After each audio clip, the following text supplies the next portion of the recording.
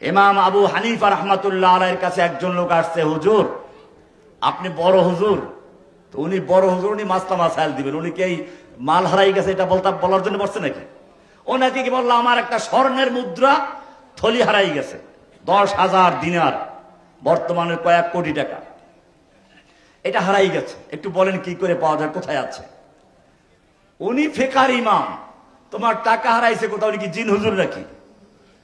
উনি বললেন একটা কাজ করো, 2 রাকাত নামাজ পড়বা, ভালো করে ওযু করবা, এরপরে 2 রাকাত নামাজ পড়বা, যেন নামাজের মধ্যে খেয়াল কোথাও না যায়, তারপরে আসো, বলে দিবেন ইনশাআল্লাহ। ইমাম সাহেব জানেন যে ও যদি এইরকম নামাজ শুরু করে, শয়তানরা সব মাঠে নামবে ওর টাকা কোন জায়গা আছে খুঁজে বের করার জন্য। লোকটা নামাজ উজু করলো ভালো করে, 3 বার একটা ভালো করে ধুইল, কারণ উজুর মধ্যে ধোঁকা দেওয়ার জন্য আবার আরেক পদের শয়তান আছে, এরা হলো সিটিটিসি। এরা কি? সিটিটিসি। তারপরে যে ডিবি পুলিশ, উজুতে ধোঁকা দেওয়ার জন্য, এর নাম ওলাহান। এর নাম কি? ওলাহান। যারা নাটক তৈরি করে, বিভ্রান্ত করে, এই বায়ু বের হয়ে গেল কিনা, এই জায়গায় শুকনা রয়ে গেল কিনা, এই ওলাহানের কাজ হচ্ছে উজুতে ধোঁকা দেওয়া। আর খিনজিব নামাজের মধ্যে ধোঁকা দেয়, তাদের নাম কি? র্যাব না, বড় এমনি বললাম। উজুর মধ্যে ধোঁকা দেয় যে শয়তান, তাদের নাম কি? এই ওলাহান। উজুর মধ্যে ধোঁকা দেয় যে শয়তান, তার নাম কি? ওলাহান, তিরমিজির হাদিস। আর নামাজের মধ্যে ধোঁকা দেয় যে শয়তান, তার নাম হচ্ছে খিনজিব। তার নাম কি? খিনজিব। লোকটা উজু করলো ভালো করে, শয়তান বারবার ধোঁকা দিচ্ছে, উজু এটা হয় না, উনি আবার করছেন। এরপরে গিয়ে নামাজে দাঁড়াইলেন, মনের মধ্যে কেবল গুরুত্বপূর্ণ খেয়াল সব আসতেছে, আবার শুরু করেন।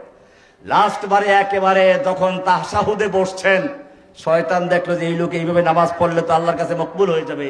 শয়তানদের 14 গোষ্ঠী সব নামাই দিল খোঁজার জন্য।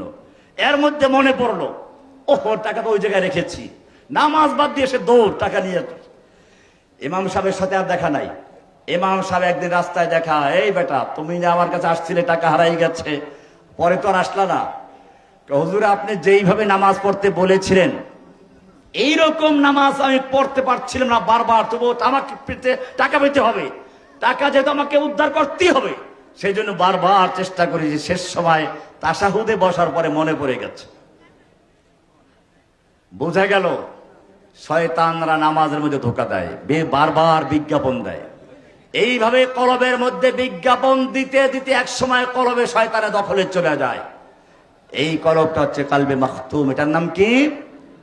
কলব কয় রকম হলো? কলবে সালিম, স্বচ্ছ পরিষ্কার কলব। এরপরে কলবে মারিদ, রুগ্ন কলব, ভাইরাস যুক্ত কলব। আর 3 নম্বর কি বললাম? কলবে মাখতুম, সিল গালা করা।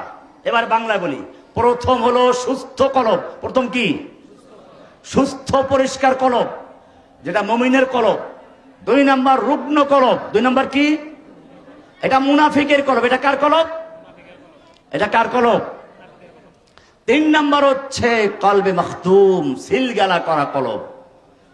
সিলগালা করা কলব, এটা কাফেরের কলব। এটা কার কলব?